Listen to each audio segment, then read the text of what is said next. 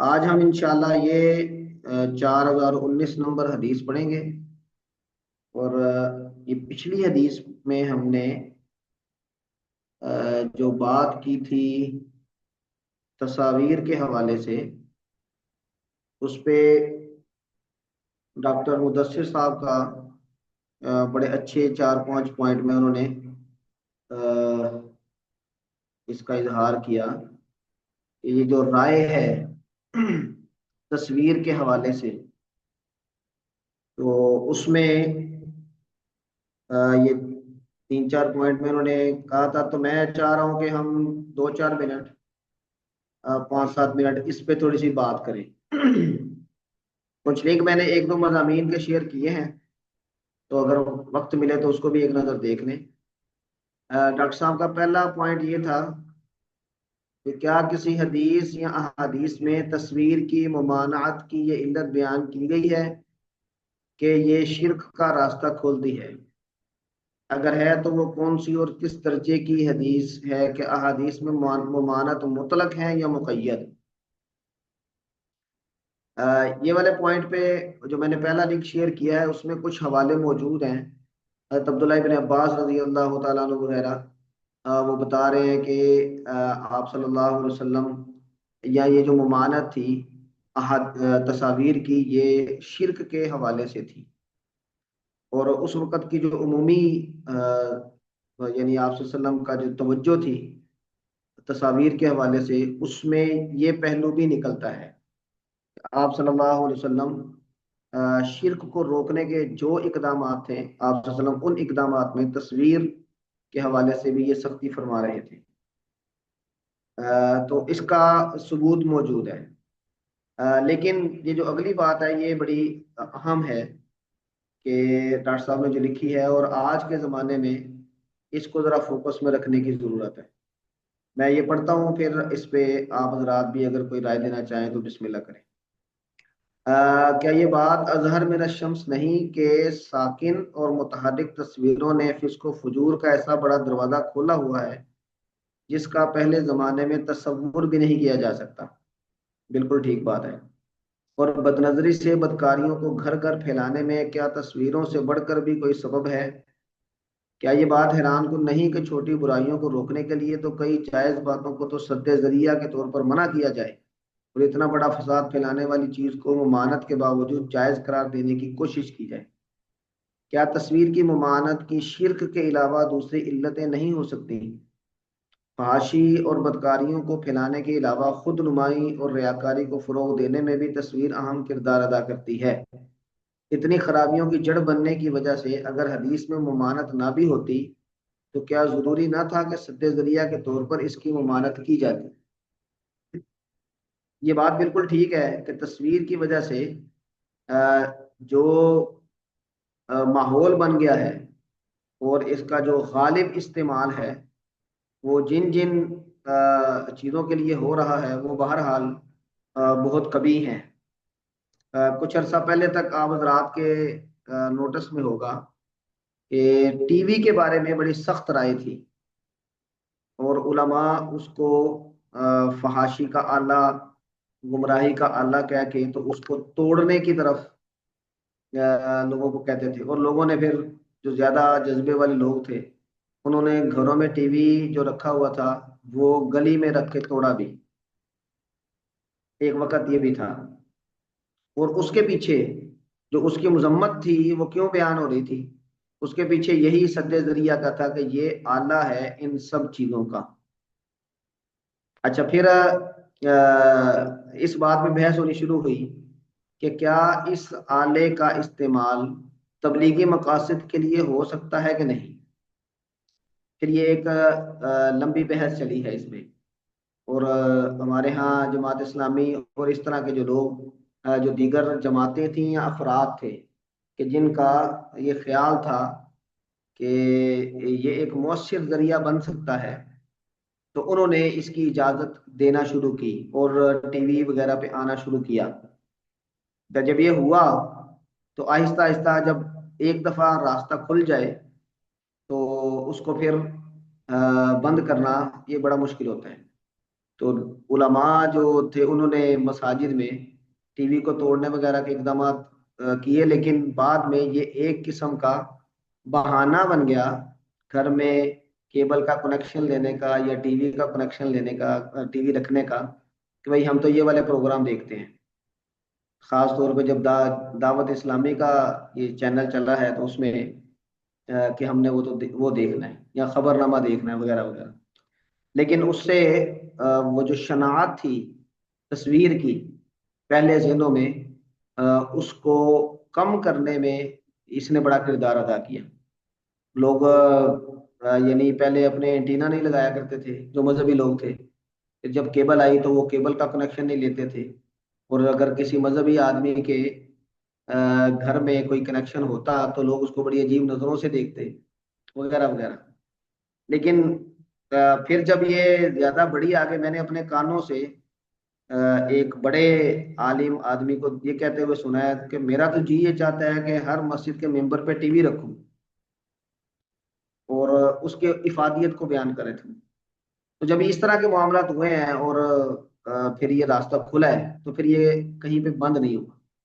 تو یہ ساری چیزیں یعنی اس طرح آہستہ آہستہ بڑھی ہیں۔ تو اس کا مطلب ہے کہ سد ذریعہ کے طور پہ جو رائے اس وقت ٹی وی نہ رکھنے والوں کی تھی یا اس کی مذمت کرنے والوں کی تھی، بہرحال وہ سد ذریعہ تھا۔ جب یہ ذریعہ کھل گیا چاہے کسی بھی نام سے کسی بھی عنوان سے، تو پھر یہ آگے بڑھتا گیا۔ اب میرا اس میں خیال یہ ہے، ڈاکٹر صاحب اس پہ روشنی ڈال سکتے ہیں، کہ علماء نے جب یہ سپیس چھوڑی ہے تو اب وہ اس کی کوئی جسٹیفیکیشن نہیں رکھتے، اور جب یہ ہو جاتا ہے تو پھر اس بات کی ضرورت بھی پڑ جاتی ہے کہ کسی معاملے میں سد ذریعہ، کیونکہ بہرحال ایک لچک والا معاملہ ہوتا ہے، تو اس میں اس لچک کو پھر اجاگر کریں۔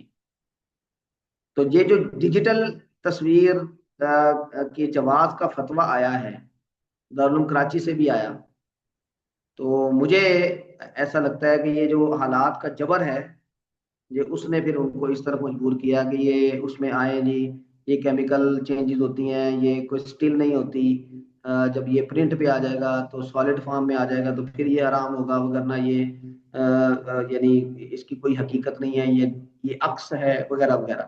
یہ سب باتیں پھر اس وقت کی گئی ہیں۔ آپ حضرات کا کیا خیال ہے اس حوالے سے؟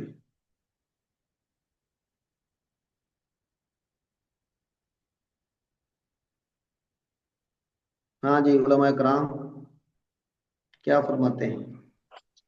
سر یہ اب تو عکس اس کا استعمال جو ہے وہ بڑھتا ہی چلا جا رہا ہے، کہ چاہے وہ کوئی نعت خوانی کی محفل ہو، کوئی وہ قرات کا مقابلہ ہو، کوئی کسی بھی جگہ پہ جیسے وہ ہو، یہ جو اجلاس ہوتے ہیں تو وہاں پہ اسکرین تو مسٹ ہوتی ہے سب جی لوگوں کو دکھانے کے لیے۔ ڈاکٹر صاحب کیا فرما رہے ہیں؟ جی میں عرض کر رہا تھا کہ یہ عکس والی بات تو بہت دیر پہلے سے جامعہ ازہر والے تو کہہ ہی رہے تھے۔ جی جی، اصل میں اگر اس کو ذرا زیادہ ہم پاکستان سے باہر کے تناظر میں دیکھیں تو جہاں پر یہ چیزیں پہلے آ گئیں تو وہاں پر پھر ان کے بارے میں یہ سوچ بچار اور ان کے بارے میں اس سد ذریعہ میں موجود ریلیکسیشن کو اجاگر کر کے اس کی گنجائش نکالنے کا رویہ بھی پہلے آ گیا۔ ہمارے ہاں بر صغیر میں اور پھر خصوصاً پاکستان میں یہ چیزیں ذرا بعد میں آئی ہیں، اور یہاں کے جو لوگ ہیں ان کی جو دینی وابستگی ہے اس نے کافی دیر سے ان چیزوں کو عوام کی سطح پر لانے میں کردار ادا کیا۔ لیکن جب یہ آ گئی ہیں، اب آپ بتائیں کہ مفتی تقی عثمانی صاحب یا اس طرح کے جو دیگر بڑے بڑے علماء ہیں،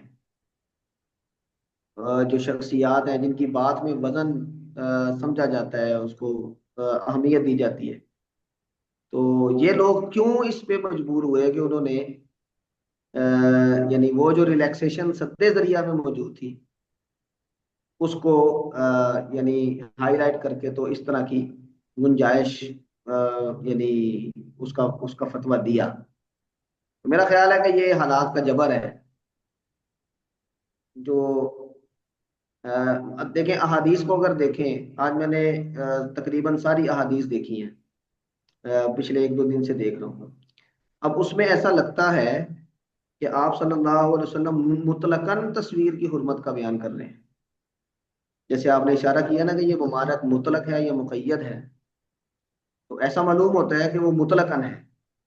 اس کو اگر کسی کانٹیکسٹ میں رکھ کے ہم نہ دیکھیں تو ایسا لگتا ہے کہ آپ صلی اللہ علیہ وسلم بنفسی ہی تصویر کو منع کر رہے ہیں، نہ کہ اس کے کسی یعنی ذریعہ ہونے کی وجہ سے۔ ہاں، ایک دو احادیث میں اس بات کا تذکرہ موجود ہے کہ اگر تصویر کو کسی ذلت والی جگہ پہ رکھا جائے تو پھر اس کو گھر میں رکھا جا سکتا ہے۔ حضرت عائشہ کے گھر میں وہ کہتی ہیں کہ روشن دان پہ میں نے ایک تصویر لٹکائی تھی جس پہ ایک تصویر تھی، پردہ لٹکایا تھا، تو آپ تشریف لائے اور آپ نے اس کو یعنی کھینچ کے اتار دیا، تو کہتے ہیں پھر ہم نے اس کے دو تکیے بنائے۔ تو اس کا مطلب ہے کہ وہ تصویر تو موجود تھی لیکن اس کا استعمال اس طرح کے رکھا گیا۔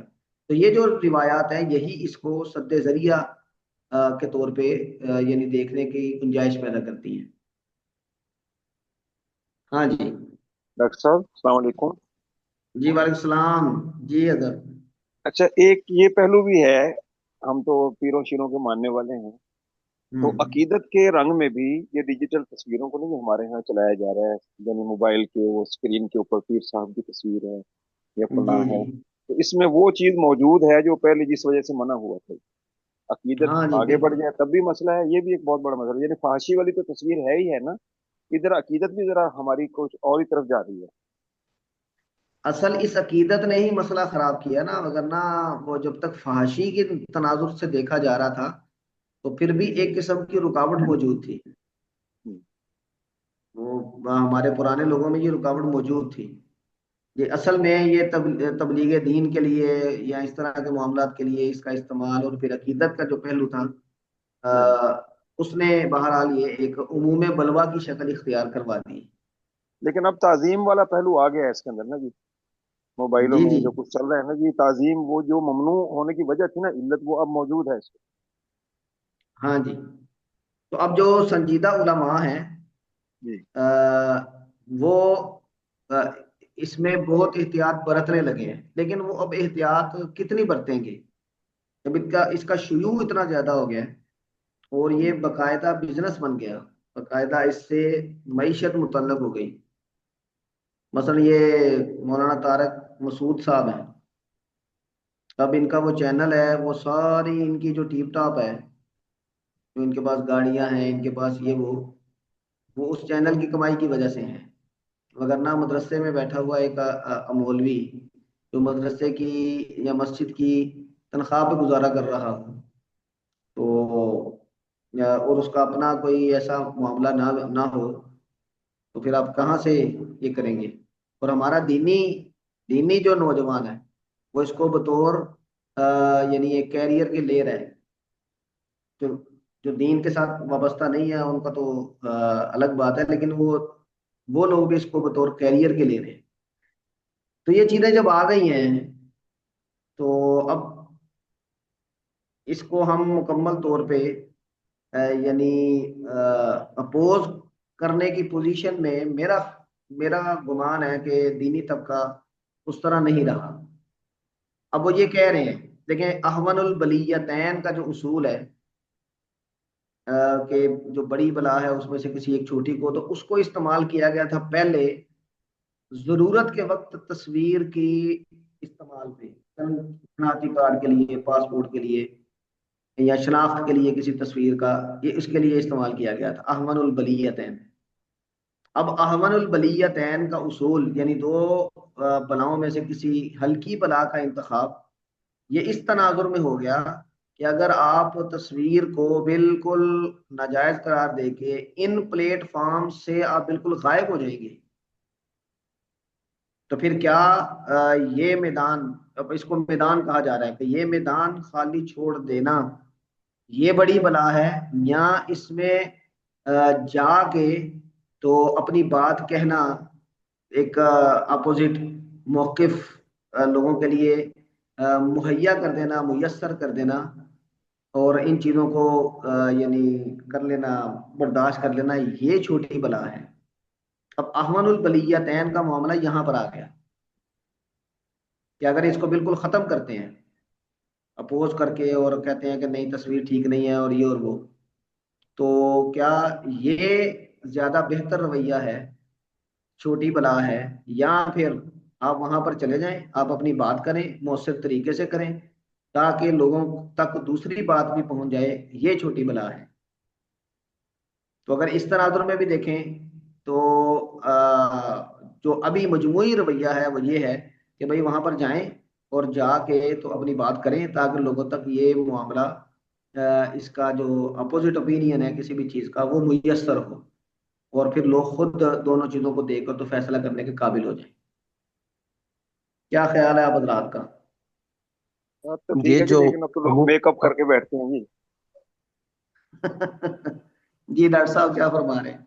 جی یہ جو عموم بلوہ جو لیا جاتا ہے جب یہ، تو اس کے لیے ایک شرط یہ نہیں ہے کہ کوئی نس جو موجود نہیں ہوتی تب اس کو دیکھا جاتا ہے؟ جی ایسا ہی ہے، بالکل ایسے ہی ہے،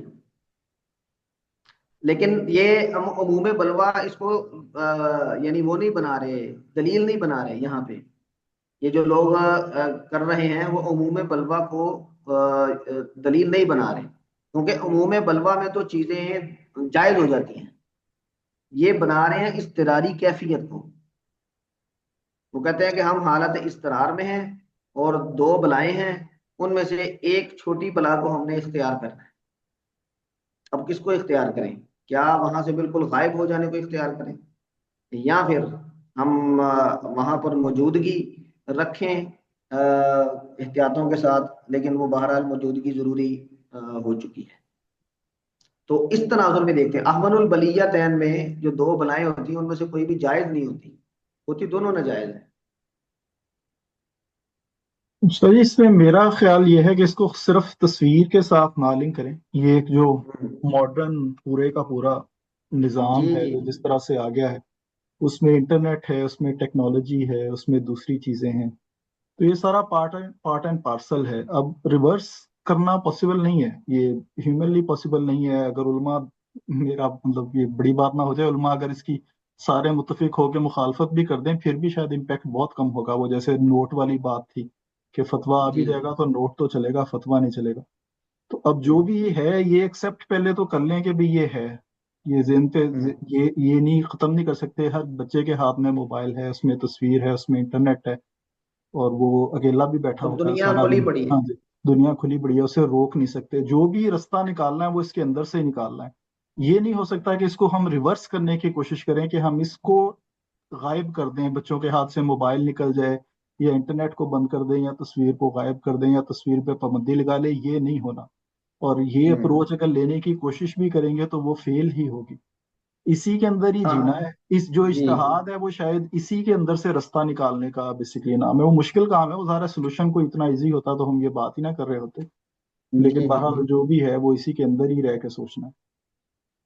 اچھا، میں آج کلاس میں نا اکنامکس پڑھاتے ہوئے بینکنگ پڑھا رہا تھا، بینکنگ سٹرکچر اور اس کے متبادل وغیرہ، تو اس وقت میرے ذہن میں یہ، کیونکہ یہ میرے ذہن میں چل رہا ہے پچھلے ہفتے سے، تو اس میں اگر آپ دیکھیں تو بینکنگ بھی تقریباً اسی نوعیت کا مسئلہ ہے۔ جی ایسے ہی۔ بینک ہمارے لیے ایک ناگزیر ضرورت بن گیا، اور اس میں یعنی تصویر سے بھی جو بڑا حرام ہے، جو براہ راست حرام ہے، سود۔ اور اس میں پھر یعنی آپ کہہ لیں عرب ممالک میں ذرا پہلے اور ہمارے ہاں بعد میں، تھوڑا سا بعد میں غیر سودی بینکاری کا سٹرکچر بنا کے دیا گیا، اور اس سٹرکچر میں بینک اپنی جگہ موجود ہے، صرف اس کے اندر جو ایگریمنٹس ہو رہے ہیں ان ایگریمنٹس کو تھوڑا سا موڈیفائی کر کے تو ہم نے اسی نظام کو جاری رکھنے کا ایک انتظام کیا ہے۔ اب اس میں وہ آئیڈیل سچویشن پیدا ہو جائے کہ جو ہم چاہتے ہیں وہ with the passage of time ہو سکتا ہے کہ اس میں اور کچھ وقت لگے، کافی سارا وقت، لیکن کم از کم ہم نے یہ کر لیا کہ ہم نے ایگریمنٹ کے لیول پہ لوگوں کو اس بات پہ سیٹسفائی تقریباً کر لیا ہے کہ بھئی آپ حرام سے بچ گئے، سری حرام سے، سود سے بچ گئے. اور ابھی ہم نے گویا کہ ایک طرح سے حکومت اور سپریم کورٹ وغیرہ کو بھی قائل کر لیا ہے کہ بھئی آپ سود کو ختم کرنا چاہ رہے ہیں تو اس کے متبادل کے طور پہ یہ جو انٹرسٹ فری بینکنگ ہم بنا رہے ہیں، چلا رہے ہیں، آپ اس کی طرف آ جائیں. اور ابھی پورے ملک میں جو کنونشنل بینک ہے وہ بھی آہستہ آہستہ اپنی اسلامک برانچز کھول رہے ہیں. تو ہم نے جس طرح اس کو یعنی راستہ، جیسے آپ کہہ رہے ہیں کہ راستہ نکالا، تو مجھے ایسے لگتا ہے کہ بلکہ شاید ایسا ہے ہی کہ یہ تصویر والے معاملے میں بھی اگر ریزسٹنس کا یہ لیول ہو کہ نہیں تصویر بالکل یعنی اس میں مبتلا ہی نہیں ہونا چاہیے، تو یہ بہت مشکل ہوگا، ایک قریب قریب ناممکن. تو پھر جو علماء ہیں تو اس سے ان کی پوزیشن بھی سمجھ آتی ہے کہ جیسے جن علماء نے انٹرسٹ فری بینکنگ کو ایک قسم کا جواز فراہم کر کے، سپورٹ فراہم کر کے اس کو جاری کیا ہے، تو وہ یہاں پر بھی ڈیجیٹل تصویر یا پرنٹڈ تصویر یہ جو تفریق کر رہے ہیں وہ اسی تناظر میں گویا کہ کوئی درمیان سے راستہ نکالنے کی کوشش میں لگے ہوئے ہیں. لیکن صورتحال بہرحال کافی کمپلیکیٹڈ ہے. جی بالکل ڈاکٹر صاحب، آپ نے بالکل صحیح بات کی ہے. ٹریڈیشنل جو تھے پہلے پرانے علماء کی جو سوچ تھی، وہ اس طرح کے کنونشن بھی شاید آپ کے علم میں ہوگا، وہ یمن سے آئے تھے، انہوں نے کہا جی بارٹر سسٹم دوبارہ کر دیں، سونے کے سکے لے آئے یہاں پہ، اور یہاں مقبول جان صاحب نے لاہور میں کنونشنز کیے. ہم بھی بڑے جذباتی ہوئے تھے اس زمانے میں کہ جی آپ بینکنگ ختم ہو جانی ہے اور آپ کو کرنا پڑنا ہے، بینک کے اندر جاب نہیں کرنی، لوگ ریزائن کر دیں. لیکن اب میں آئی ٹی کا بندہ ہوں، میں نے پیمنٹس کرنی ہوتی ہیں. کریڈٹ کارڈ میں نے بڑے عرصہ نہیں بنوایا، اب میں بغیر کریڈٹ کارڈ بنوائے پیمنٹ ہی نہیں کر سکتا. تو مجھے کریڈٹ کارڈ بھی میں نے اب بنوا لیا ہے، اور اب مجھے وہ سب کچھ ٹھیک لگنا سٹارٹ ہو گیا ہے ٹائم کے ساتھ ساتھ، جو میں اب سوچتا ہوں کہ 10 سال پہلے میری تھنکنگ تھی. تو مسئلہ یہ ہے کہ وہ جو بندہ وہ کہتے ہیں مبتلا فی، جب تک آپ اس میں پڑھتے نہیں ہیں پھر اس وقت آپ کی سوچ اور ہو جاتی ہے. جو باہر بیٹھا ہوا ہے، جو شاید اس سے کنارہ کر سکتا ہے، وہ تو اس کا سٹانس بہت ڈفرینٹ ہوئے گا. لیکن جو اس کے ساتھ فیس کر رہا ہے، تو میرے خیال میں تو جو علماء جیسے مفتی تقی عثمانی صاحب ہیں، انہوں نے جو کام کیا ہے، اور لوگ ان پہ چاہے جو بھی تنقید کریں، لیکن وہ سلوٹ ہے ان کے لیے کہ انہوں نے اس کے اندر سے لوگوں کے لیے راستہ نکالا کہ چلیں کچھ نہ کچھ سود کی شناخت لوگوں کے دل میں ہے. وہ کہتے ہیں یار سود برا ہے، ٹھیک ہے، اس کا ایک الٹرنیٹ وے، چاہے وہ بیسٹ نہیں ہے، وہ سود کی مخالفت میں ادھر جاتے ہیں. میزان بینک شاید آپ کے نالج میں ہوگا، سب سے جو سٹاک جو ہماری پی ایس ایکس ہے اس میں نمبر 1 پچھلے سال سے اس کا سٹاک ہے. اتنی زیادہ لوگ اس کی طرف گئے ہیں، اور میزان نے پورا اپنا نام اسلامک بینکنگ کے طور پر ہی اپنا نام بنایا. اب اس پہ آپ تنقید کر سکتے ہیں کہ نہیں اس کے اندر ابھی وہ 100% نہیں ہے، 50% ہے، 40% ہے، 70% ہے، لیکن اس سے یہ تو ہوا کہ کوئی نہ کوئی ایک لوگوں کے لیے بھی رستہ نکالا، لوگ اس کی طرف گئے. جو دین میں کوئی ایک سود کے بارے میں لوگوں کے تحفظات تھے وہ بھی برقرار ہیں، اور ایک کو کام کرنے کا رستہ بھی نکلا ہے. تو ادھر بھی اسی طرح سے کچھ نہ کچھ کرنا ہوگا، مطلب اسی طرح علماء کو محنت کر کے کوئی رستہ دینا ہوگا، تبھی ہوئے گا. نہ تو اسے ریورس کر سکتے ہیں، نہ بین کر سکتے ہیں، نہ کھلا بھی نہیں چھوڑ سکتے، وہ بھی ظاہر ہے بالکل غلط ہے. تو یہ ہے بات. ہاں جی، اللہ تعالیٰ خیر کرے. اب یہ بینکنگ پہ ایک تنقید یہ بھی رہی ہے، ابھی شاید اس میں تھوڑا سا نرمی آ گئی ہے، وگرنہ مفتی ظفر علی صاحب رحمۃ اللہ علیہ وغیرہ یہ بینکنگ پہ تنقید کیا کرتے تھے کراچی میں، کیونکہ وہ معاصرانہ چشمک بھی ہے. تو وہ کیا کرتے تھے کہ بھائی گٹر پہ آپ اسلامک گٹر لکھ دیں گے تو کیا وہ پاک ہو جائے گا؟ تو اسی طرح بینک پہ آپ اسلامک بینک لکھ دیں گے تو کیا وہ پاک ہو جائے گا؟ تو یہ تنقید رہی ہے. لیکن ابھی جو صورتحال ہے اس میں علماء کی اکثریت وہ اس بات کی قائل ہے کہ سری حرام سے لوگوں کو بچانے کے لیے یہ جو متبادل راستہ ہے اس کو اختیار کیا جانا بہرحال یہی ایک وے آؤٹ ہے میسر اور موجود حالات میں. تو وہ اس کی باقاعدہ وکیل ہیں لوگ اس وقت. لیکن بہرحال یہ میرا خیال ہے کہ چیزوں کو اس تناظر میں دیکھنے سے جو مجبوری ہے علماء کی، بہرحال اس کے جو ذمہ دار ہیں وہ تو علماء ہی ہیں نا.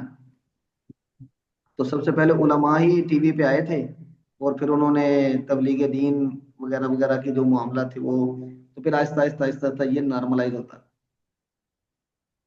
ہاں جی، کسی اور کے ذہن میں کوئی بات ہو تو فرمائیں. استاد جی، بعض جس طرح مسائل ہوتے ہیں نا کہ وہ مثال کے طور پر پچھلے سال ہمارے ایک مفتی صاحب تھے، ایک سوال سے کہا گیا ہے کہ حرم شریف میں نا، اسپیشلی مدینہ میں، امام جی صاحب کے آگے سے نا اکثر لوگ کھڑے ہو کے نماز پڑھتے ہیں، تو اس نے وہاں سے کلیئر کٹ فتویٰ دے رہے کہ بھائی ان کی نماز نہیں ہوتی، یہ ادا کرے. خوش قسمتی سے وہ مفتی صاحب پچھلے رمضان میں یہاں پر تھے. تو جب اس نے وہ حالات دیکھے تو باقاعدہ ممبر سے اعلان ہوا کہ باقاعدہ غالباً امام ابن تیمیہ کے کچھ اقوال اس طرح ہے کہ کثیر ازدحام کی صورت میں امام کے آگے سے بھی چانسز ہے نماز ہو جاتی ہے. تو اس نے پھر ادھر ہی، بلکہ ملاقات ہوئی تھی میری مسجد شریف میں، بیٹھے ہوئے تھے حرم شریف میں، تو اس نے بولا کہ واقعی یہاں کی جو نوعیت ہے، اب وہاں سے بیٹھ کر وہ فتویٰ دینا اور یہاں پر جس طرح آپ نے عرض کیا مختلف ہی والا، تو وہ بندے کی نا پھر ذہن بھی چینج ہو جاتی ہے. تو عرب ملک میں یہ تصویر اور ان چیزوں سے پہلے سے بہت لائٹ لے رہے تھے، ہمارے ہاں تو بہت سختی تھی. جی تو جی میرے خیال میں یہ ہے کہ کچھ چیز میں شاید ہمارے وہ شروع علماء سے بہت اسٹرکٹنس اس کے اوپر کیے گئے، فتوے جاری کر دیے گئے، بعد میں ان کو بھی تھوڑی سی نظر اندازی کرنی پڑی. اس طرح آج کل وہ فیس بک کے اوپر بھی کچھ لوگ لگے رہتے ہیں، بھائی وہ تو جو حکم ثابت ہوا تھا اس کے اندر، حدیث کے اندر اس طرح تھا، ضعف تھی فلانٹنگ کا نا. تو آہستہ آہستہ تھوڑے سے، کیونکہ ایک چیز کے بارے میں اگر کلیئر کٹ اس کی حرم کی حرمت کی ہے تو میرے خیال میں اس سے تو پھر واپس پلٹنا بہت مشکل ہے. لیکن جس کے اندر تھوڑی سی فلیکسیبلٹی ہے تو اس کے لیے بھی شاید کچھ وجوہات ہوں گی. جی. اچھا، اس میں جو انفرادی معاملہ ہے نا، میرا آپ کا جو انفرادی معاملہ ہے، ہم اس میں احتیاط کرنے کی پوزیشن میں ہیں ابھی بھی.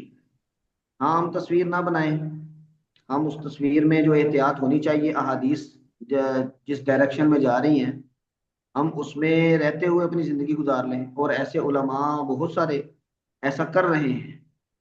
میں نے پچھلی کلاس میں بتایا تھا کہ ہمارے استاد مولانا عبد القدوس کارن صاحب، جو بھی حال ہی میں جن کا انتقال ہوا ہے، مولانا زاہد الراشدی صاحب کے چھوٹے بھائی، نائب شیخ الحدیث تھے نصرت العلوم کے، تو وہ بالکل اس معاملے میں احتیاط برتتے تھے، اور وہ وصیت کر کے گئے تھے کہ بھائی میری تصویر کسی کے پاس اگر ہو تو وہ اس کو نشر نہ کرے، اس کو ختم کر دے، اور خبردار میری کوئی تصویر نہ بنائے. وہ اپنے متعلقین کو اور اپنے جو شاگرد تھے ان کو اس بات کی سختی سے تاکید کیا کرتے تھے.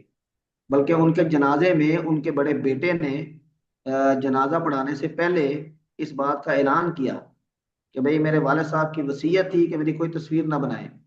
تو ہم بھی یہ اعلان کرتے ہیں کہ اس وصیت پہ عمل کیا جائے. تو کوئی آدمی بھی اگر کسی نے تصویر بنائی ہے تو ہم اس سے بری ذمہ ہیں. تو ہم انفرادی سطح پہ ابھی بھی اس پہ کر سکتے ہیں، عمل کر سکتے ہیں. اور میرا خیال ہے کہ ایسے علماء کو اس سطح پر احتیاط کرتے ہوئے کچھ مثالیں ایسی موجود رہنی چاہیے کہ جو بہرحال ایک چیز کی برائی کو بہرحال لوگوں کے ذہنوں میں بٹھاتی رہے کہ نہیں، اصل کام تو یہی ہے کہ ایسا نہ ہو. ہاں، کسی مجبوری کے تحت ہو رہا ہے تو یہ معاملہ بہرحال اس کی اصل نوعیت یہ ہے. ہاں جی، کسی کے ذہن میں اور سر کوئی بات؟ ایک بات اور ہے، جی میں تھوڑا سا رکھنا چاہوں گی کہ سر دیکھیں، ابھی یہ بات تو ٹھیک ہے کہ حدیث میں آ گیا، لیکن ابھی جو ہم جس وقت سے گزر رہے ہیں، تصویر کا مسئلہ تو بہت عرصے سے ایسے ہی چل رہا ہے، اور اس کو اسی طرح کہا جا رہا ہے. کوئی کہتا ہے کہ ٹھیک ہے، بہت سے لوگ اس کو، جیسے آپ نے بھی بتایا، احتیاط کی بھی بات کرتے ہیں. لیکن اب تو ہم ایک نئے دور میں ہی داخل ہو گئے نا. اب تو چیٹ جی پی ٹی کا دور ہے. اب تو یعنی آپ سوچیں کہ آپ اگر مارکیٹنگ نہیں کرتے ہیں، آپ کتنے ہی اسکلفل ہیں، لیکن اگر آپ اپنے آپ کو مارکیٹ نہیں کر سکتے ہیں تو آپ کا اسکل آپ تک ہی ہے بس. اور مارکیٹنگ کے آپ دیکھ لیں کہ وہ تصویر تو پہلا سٹیپ ہے، اور پھر اس کے بعد کتنی چیزیں آگے آ جاتی ہیں. اور اس میں بات یہ نہیں ہے کہ صرف ہم نے اپنے آپ کو سیٹسفائی کرنا ہے، میں نے بچنا ہے. یعنی یہاں پہ جتنے بھی لوگ ہیں وہ ایک ٹیچنگ کے ایک اس درجے پر ہیں، علماء ہیں، اور کتنے ہی لوگ ان کے پاس آتے بھی ہوں گے. اور آگے اس بات کو ہماری آگے جو اب نئی نسل ہے اس تک پہنچانے کی ضرورت ہے کہ جو ہر وقت اپنے ہاتھوں پہ میں موبائل لے کے ہر وقت سب اسکرین کے سامنے ہیں. और उनको हम ये नहीं कह सकते कि ये ठीक नहीं है, आप नहीं करेंगे। उनको आपको कुछ हिकमत के साथ, कुछ लॉजिकली आपको उनको इसकी तरफ लेके आना होगा, अगर हम इस फितने से अपने बच्चों को बचाना चाहते हैं। तो इसमें अब देखिए कि बीइंग उलमा, स्कॉलर, एक बड़ा क्लियर स्टैंस होना चाहिए इसमें कि मीन अगर तो तस्वीर है ठीक है, तो कहाँ पे ठीक है, कहाँ पे ठीक नहीं है, कितना आप उसको कर सकते हैं। यानी अभी तो हमने अगले चीजों को एड्रेस करना है, यानी चैट जीपीटी, अब तो रोबोटिक दौर आ गया, अब तो क्या क्या चीजें हो रही हैं। तो मेरे ख्याल में कि हमें बड़ा क्लियर होना चाहिए इस फर्स्ट स्टेप पे। तो अगर हम इस लेवल पे भी अगर बैठ के ये बात कर रहे हैं कि ये ठीक नहीं है या कुछ एहतियात करते थे, तो जो आज का वक्त है, फिर लोग तो बच्चे तो कितने ही उनके पास रास्ते हैं, वो तो उस तरफ जाएंगे जहां पे उनको बहुत सी गुंजाइशें मिल जाएंगी। तो क्या फिर इसमें यानी क्या हम कोई एक क्लियर स्टैंस नहीं रख सकते इस चीज में कि हाँ हमने इतना हम कर सकते हैं, इतना हम नहीं कर सकते, यानी क्लियर बात हो जो भी हो। हाँ जी, देखें, ये जो क्लियर बात है ना, जब कोई तब्दीली आती है सोसाइटी में, तो उसमें फिर ये बहसें एक अरसा तक चलती हैं और क्लैरिटी आती जाती है फिर with the passage of time. मसलन अगर आप ये दो तीन मसले बड़े उलमा के बारे में, उसको उलमा को कंडेम करने के लिए, उलमा के रवैये को कंडेम करने के लिए आपने सुने होंगे। ये जब लाउड स्पीकर आया था तो उलमा ने इसको भी तो हराम करार दिया था। जब ये फोटो कापियर आया था तो उस वक्त भी हराम करार दिया था। जब शाह वलीउल्लाह ने तर्जमा किया था, शाह वलीउल्लाह उनके बेटों ने कुरान करीम का तर्जमा किया था, तो उन पर भी कुफर का फतवा लगा था। तो उलमा तो करते ही ऐसे हैं। और इसी तरह तस्वीर के मामलात हैं, इसी तरह नोट के मामलात हैं। जब उस पर तस्वीर आई थी तो ये ना बतौर ताने के इस्तेमाल होते हैं, लेकिन ये इसको बतौर ताने के इस्तेमाल करना ये जहालत, मैं ये समझता हूँ कि ये जहालत है। वगरना जब आप एक स्टांस पे खड़े हैं और आपके पास उसकी बुनियाद भी मौजूद है, और फिर कोई ऐसी सिचुएशन पेश आ गई है कि जिसमें आपको ये करना पड़ेगा, कुछ ऐसी चीज़ों पर जो गुंजाइशें नसूस में ही मिलती हैं, उनको फिर रिप्लेस करना पड़ेगा। जो आप एहतियात कर रहे थे उस एहतियात को गुंजाइश के साथ रिप्लेस करना पड़ेगा। तो फिर ये एकदम से नहीं होता, बल्कि इसमें काफ़ी वक्त लगता है। अब हम अगर लाउड स्पीकर के मसले को देखें तो उसमें जो बहस शुरू हुई, तो उस बहस ये थी कि क्या ये असल आवाज़ है कि नहीं। तो जो लोग उस फन के माहिर थे, उन्होंने कहा उलमा की कमेटियों में ये कि ये असल आवाज़ नहीं है। तो जब असल आवाज़ नहीं है तो फिर उनके, यानी असल तो उनकी ब्रीफिंग इस तरह की गई, लेकिन बाद में जब ये शुरू हो गया और इसकी ज़रूरत पेश आई और ज़रूरत इसकी बड़ी इफादियत साबित हो गई, तो फिर वो जो माहिर फन थे उनकी राय भी गोया कि उस तरह बावजन ना रही, और फिर ये ठीक चल पड़ा। इसी तरह ये नोट का मामला है, इसी तरह ये बैंकिंग का मामला है। ये अभी गोया के ये वो प्रोसेस चल रहा है, हम उस प्रोसेस का हिस्सा हैं। तो उसमें अगर हम बिल्कुल क्लैरिटी, कोई इस तरह की कोई चीज तलाश करेंगे, वो हमें नहीं मिलेगी। हाँ, कोई आदमी अगर बहुत क्लैरिटी के साथ बात कर रहा है तो उसके पास बहरहाल रीजन इस तरह की होगी कि जिसको जमहूर उलमा का तबका ये तस्लीम नहीं कर रहा होगा।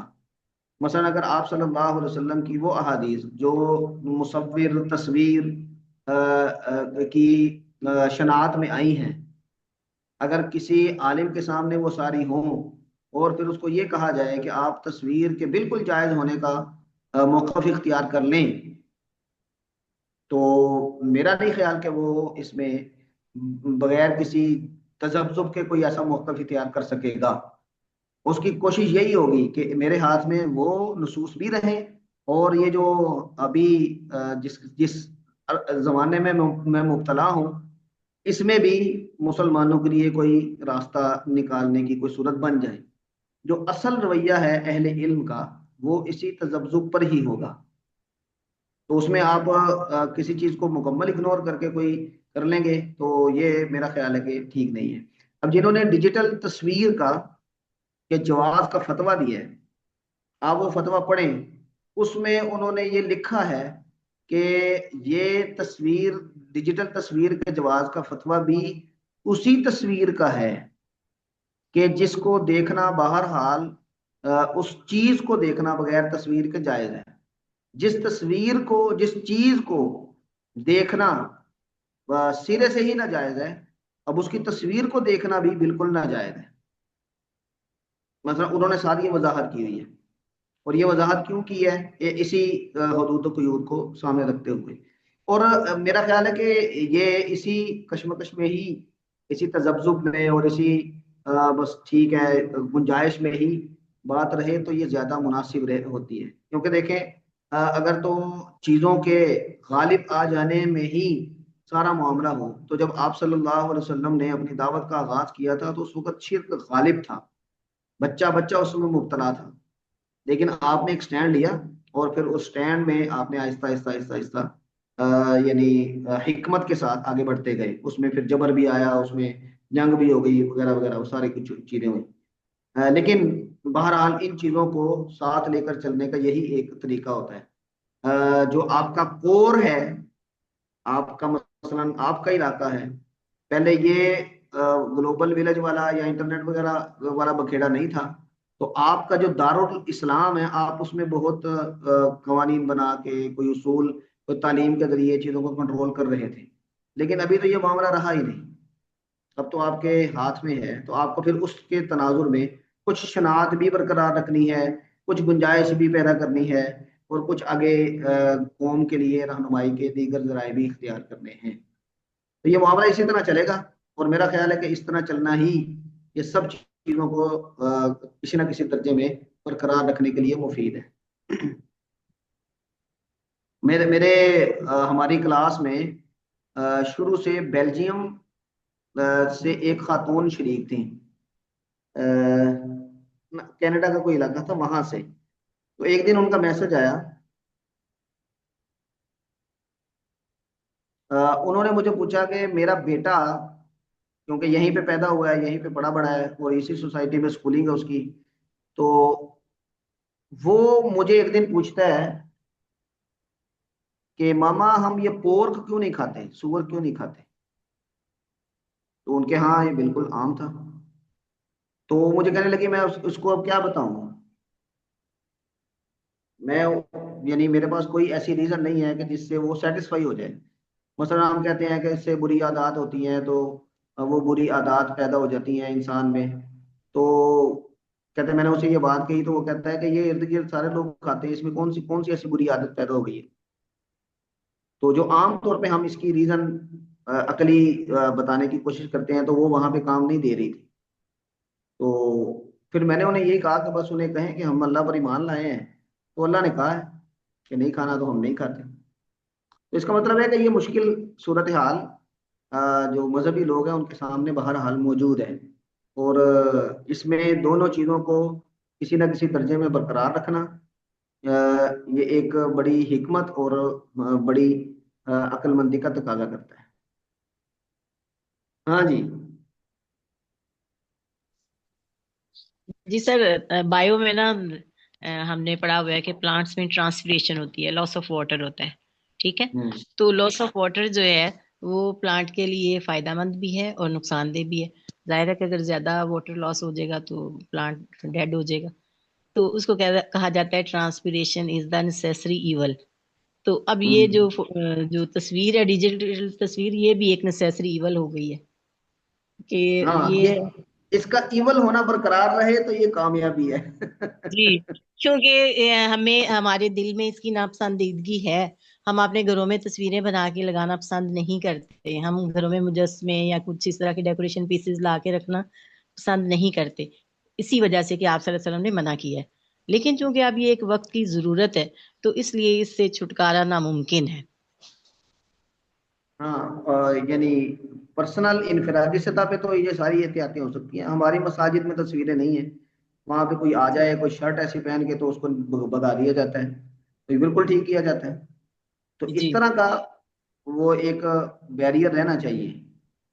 बाकी जो ग्लोबल ज़रूरतें हैं, मीडिया की ज़रूरतें हैं, जदीद दौर की ज़रूरतें हैं, तो उसको फिर कहीं पे गुंजाइश में जिक्र कर दिया जाए।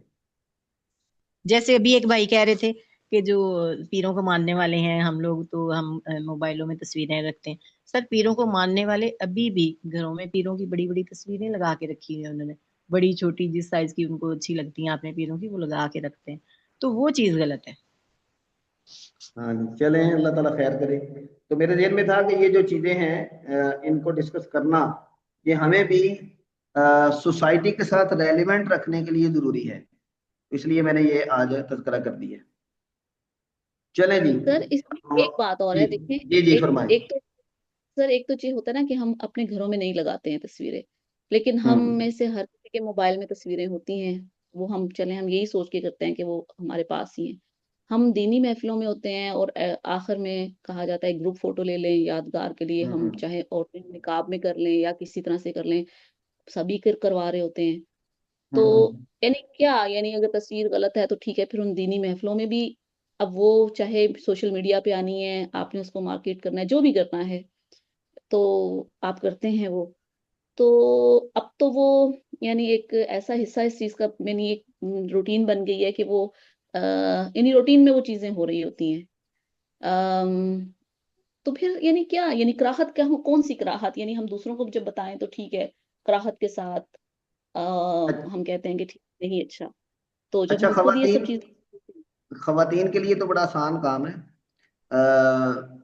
یہ میں نے جو ابھی لنک بھیجے ہیں اس میں آپ پڑھیں گے کہ جو ایسے عضو کے بغیر اگر کوئی تصویر ہے کہ جس عضو کے بغیر کوئی جاندار زندہ نہیں رہ سکتا, مثلا چہرے کے بغیر ہے, کچھ لوگ اس سے بھی زیادہ آگے جاتے ہیں مفتیان کرام کہ آنکھوں پر وہ ایک سیاہ پٹی لگا دی, آنکھوں کے بغیر تصویر ہے تو وہ بھی یعنی اس تصویر کی شناخت سے نکل جاتی ہے.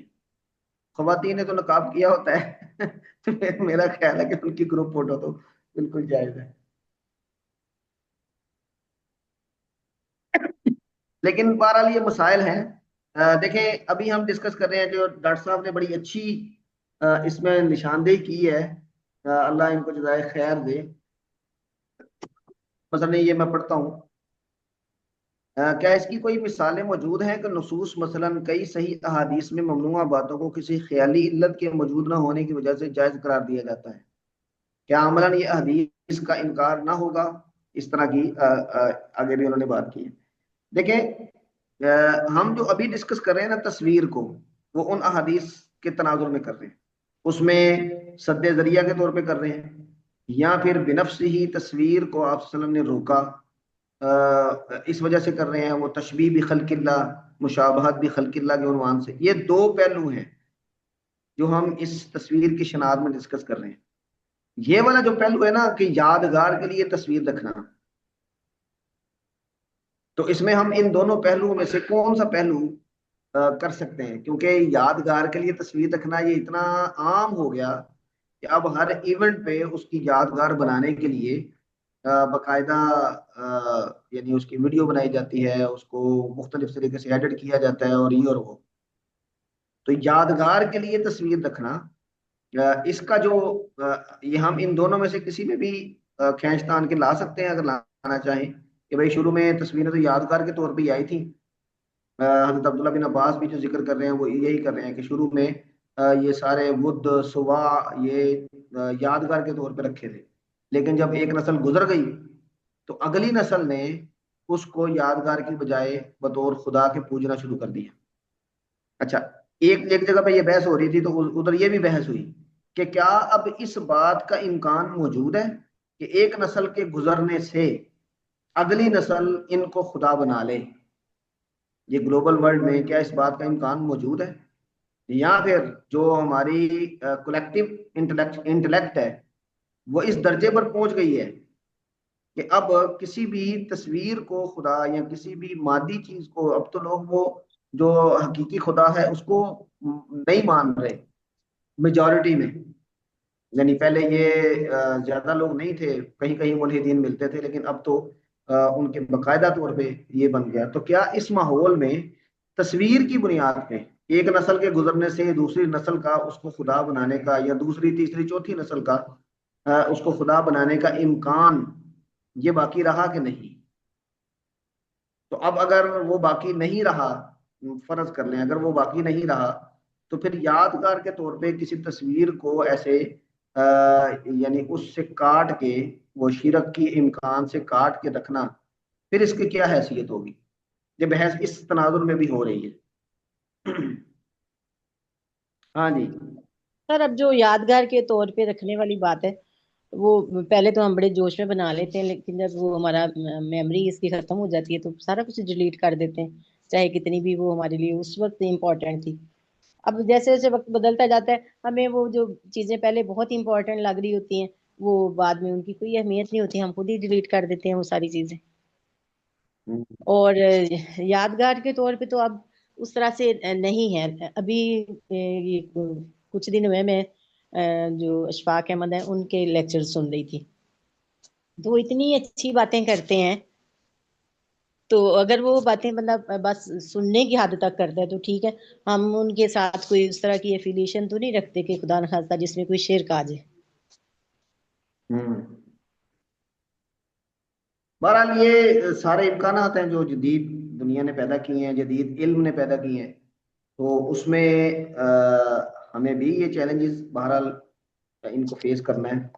جس طرح ثاقب صاحب نے فرمایا کہ ایسا لگ رہا ہے کہ ہمیں اسی کے دوران درمیان میں رہ کے ہی کوئی راستہ نکالنا ہے۔ اس راستہ نکالنے میں زیادہ سے زیادہ اس چیز کا خیال رکھنا کہ وہ ہمارا جو پیراڈائم ہے اور نصوص کی جو ڈائریکشن ہے ہم اس کو برقرار رکھیں، اس کی کوشش ہونی چاہیے۔ ہاں جی، یہ ہاتھ کھڑا ہے شفیق صاحب جی، بسم اللہ۔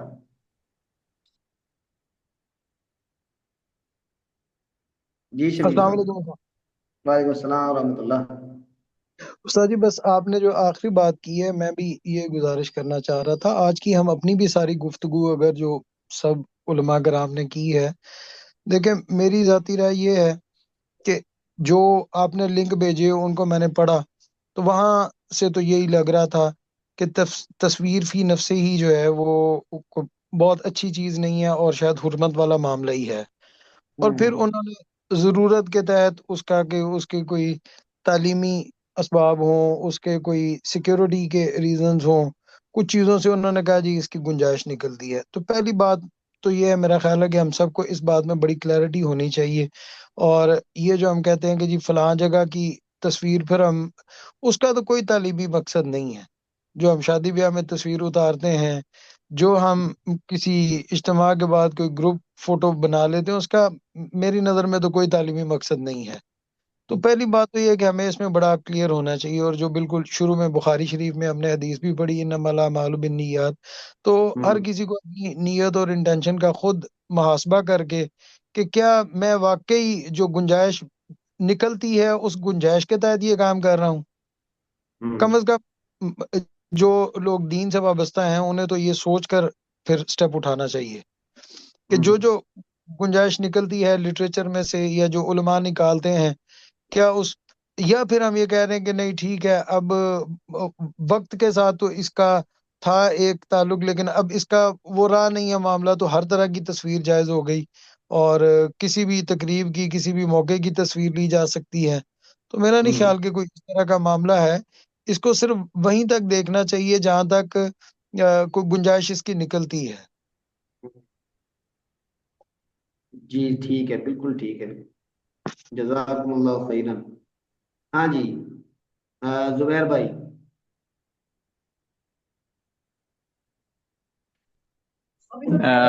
استاد جی میری بس ایک مطلب جنرل ایک سبمیشن ہے، اگر آپ اس کو کنسیڈر کریں۔ جی جی وہ یہ ہے کہ ہم ایک مسئلے میں نا بہت زیادہ ہم ٹائم لگاتے ہیں، تو جو اصل مقصد ہے قرات اور حدیث کی اور اس کا ترجمہ، وہ تھوڑا سا کہیں بیک اینڈ پہ چلا جاتا ہے۔ بس یہ ایک سبمیشن ہے، اس کو اگر آپ کنسیڈر کریں۔ جی جی یہ بالکل آپ کی صحیح بات ہے، لیکن ایک بحث فقہ کی کلاس میں تو چلیں وہ پریویسلی بھی مجھے تب بھی یہی تھا، لیکن اس وقت چلیں فقہ کے مسائل میں تو ہر انسان کو اوپینین دینے کا اور وہ سارا حق ہوتا ہے، تو اس میں چلیں. لیکن اس میں تھوڑا سا اگر ہمارا فقہ الحدیث کے ساتھ ساتھ قراءۃ الحدیث اور معنی الحدیث یہ بھی ہمارے عنوانات تو ہیں ہی، تو وہ ان میں جی شاید حرج ہوتا ہے ان چیزوں کا. اور باقی لوگ بھی اپنا اپنا جو ہے اگر لکھ کے بھیج دیا کریں گروپ میں تو وہ میرا خیال ہے زیادہ اچھی بات بھی ہے اور محکم بھی ہے. بالکل ٹھیک ہے، جزاکم اللہ خیرن. میں نے پچھلی کلاس میں اس کا تھوڑا اہتمام کرنے کی کوشش کی تھی کہ ہم ذرا قرات جلدی کر لیں، لیکن اس کا اہتمام کرتے ہیں آگے، سلیبس بھی تو مکمل کریں گے انشاءاللہ. اطہر صاحب. جی، جو زبیر بھائی نے ایک بات کی ہے، جی جی آواز آ رہی ہے استاد جی؟ جی جی آ رہی ہے. تو میری بھی استاد جی یہی سجیشن تھی کہ کیونکہ میں کافی عرصے سے یہ چیز نوٹ کرتا آ رہا ہوں کہ آپ کا جو لیکچرز ہیں اس میں جتنے بھی ہم نے آپ سے پڑھے ہیں اس میں اصل جو ہمارا سلیبس ہے وہ کمپلیٹ نہیں ہوتا تھا. ٹھیک ہے. ہم گفتگو بہت لمبی کر دیتے ہیں. اچھا ٹھیک ہے انشاءاللہ. تو اگر اس کے لیے آخر میں کچھ وقت رکھ لیا جائے، اس سے پہلے پڑھ لیا جائے تو یہ بہت زیادہ بہتر ہوگا. ٹھیک ہے انشاءاللہ العزیز، انشاءاللہ اس کا خیال کرتے ہیں مزید افیکٹو طریقے سے.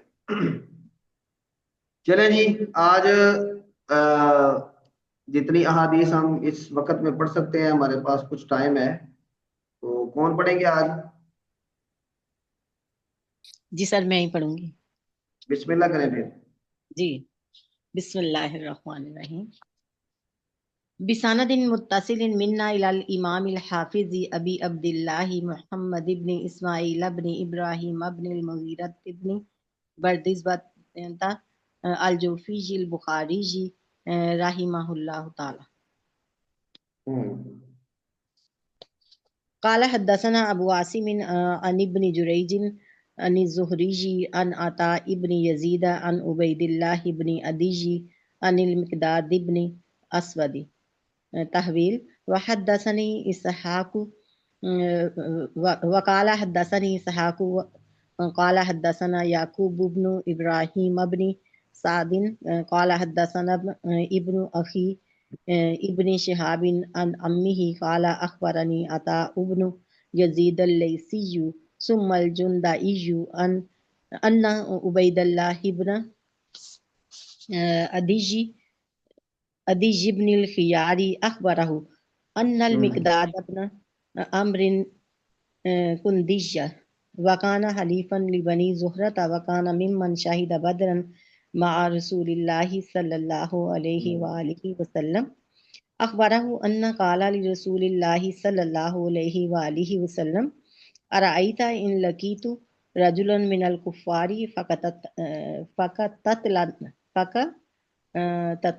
فقتلنا. نہیں یہ متکلم کا صیغہ ہے ماضی کا. یہ اقتتل سے، ہاں اقتتلنا فقتتلنا فضرب احدى يدي بالسيف فقطعها ثم لاز مني بشجرة فقال اسلمت لله اقتله یا رسول اللہ صلی اللہ علیہ وآلہ وسلم بعد ان قالها. فقال رسول اللہ صلی اللہ علیہ وآلہ وسلم لا تقتله. فقال یا رسول اللہ صلی اللہ علیہ وآلہ وسلم انه قطع احدى يدي ثم قال ذلك بعد ما قطعها. فقال رسول اللہ صلی اللہ علیہ وآلہ وسلم لا تقتله فإن قتلته فإنه بمنزلتك قبل ان تقتله وإنك بمنزلته قبل ان يقول كلمة التي قال. کلمتہ التی قال. جزاکم اللہ خیرا. یہ حضرت مقداد بن اسود، یہ مقداد بن اسود اور مقداد بن عمر الکندی، یہ دونوں ایک ہی شخصیت کے دو نام ہیں. تو اسود یہ ان کا کوئی لقب ہے اور اصل نام ان کا مقداد بن عمر الکندی ہے. ان کے بدر میں شریک ہونے کی گواہی کی وجہ سے من شہید بدر مع رسول اللہ صلی اللہ علیہ وسلم، اس وجہ سے حضرت امام بخاری یہاں پر یہ حدیث لے کر آئے ہیں. تو وہ کہتے ہیں کہ انہوں نے یہ بتایا کہ رسول اللہ صلی اللہ علیہ وسلم نے ایک آدمی رسول اللہ صلی اللہ علیہ وسلم کے پاس آیا اور آپ سے یہ اس بارے میں رائے پوچھی کہ ان لقیت رجلا من الکفار فاقتتلنا، میں کفار میں سے کسی آدمی سے میری ملاقات ہو اور ہم لڑ پڑے اور وہ مجھے ایک ہاتھ پہ مارے اور تلوار سے مار کے اس کو کاٹ دے، پھر وہ مجھ سے بھاگ کے لاز منی بشجرۃ، وہ مجھ سے بھاگ کے کسی درخت کے پیچھے پناہ لینے اور کہے اسلمت للہ، میں اللہ پر ایمان لایا، تو کیا میں اس کو قتل کر سکتا ہوں؟ تو آپ صلی اللہ علیہ وسلم نے فرمایا کہ لا تقتلہ، تم اس کو قتل نہ کرو. اسلام لانے سے پہلے اس نے جو کیا، الاسلام یہدم ما کان قبلہ، اسلام ان سب گناہوں کو منہدم کر دیتا ہے کہ جو اسلام سے پہلے کسی نے کیے.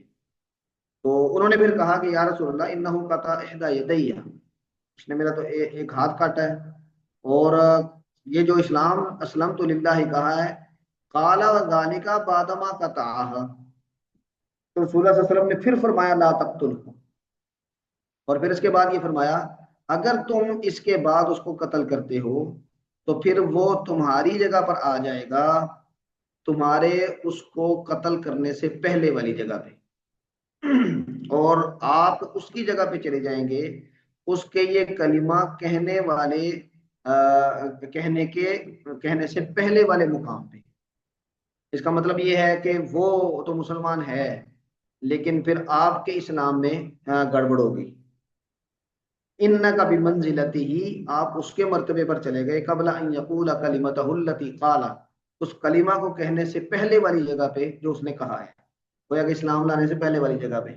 تو گویا کہ آپ وسلم یہ فرما رہے ہیں کہ تم یعنی اس کے بعد صرف اپنا بدلہ لینے کے لیے اگر اس کو قتل کرتے ہو تو یہ درست نہیں ہے اس کے اسلام لانے کے بعد. ہاں جی واضح ہے. جی سر، اس میں یہ ہے کہ ایک مسلمان کو قتل کرنا کفر ہے، تو وہ چونکہ وہ پہلے کافر تھا تو اس لیے اب وہ چونکہ مسلمان ہو گیا تو پھر اس کو قتل کرنا کیا ہے، کفر میں آ جائے گا. جی جی ہاں جی اگلی روایت پڑھیں جی. جو تحویل ہوئی ہے اس میں راوی تو پیچھے 2-3 راوی سیم ہی ہیں، مقداد بن اسود سے پیچھے عبید اللہ بن عدی ہیں، ان سے پیچھے عطا بن یزید بھی دونوں میں سیم ہی ہیں، تو یہ تحویل تو کافی پیچھے جا کے نہیں ہو رہی. دیکھیں یہاں پہ ان زہری ان عطاء بن یزید ان عبید اللہ، گویا کہ یہ عطاء بن یزید یہاں پہ مدار ہے. ٹھیک ہے.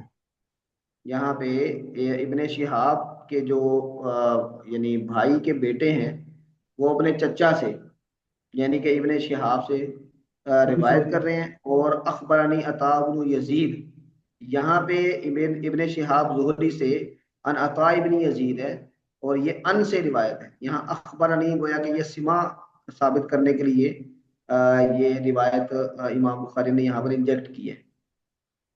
تو اصل میں یہ عطاء بن یزید اس کے وہ ہیں مدار ہیں. عطا بن یزید سے پیچھے بھی دونوں میں زہری ہی ہیں. ہاں جی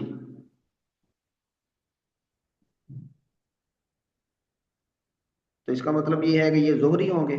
جی جی جی یہاں پر تحویل عام طور پہ بھی یہاں پر آنی چاہیے تھی زہری ہاں کے جی مقام پہ. ہاں جی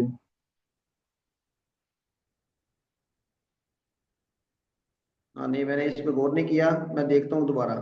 جی. لیکن یہ ہے کہ زہری سے آگے یہ ساری سند اس میں فرق کہاں پہ آ رہا ہے. یہ ابراہیم بن سعد نہ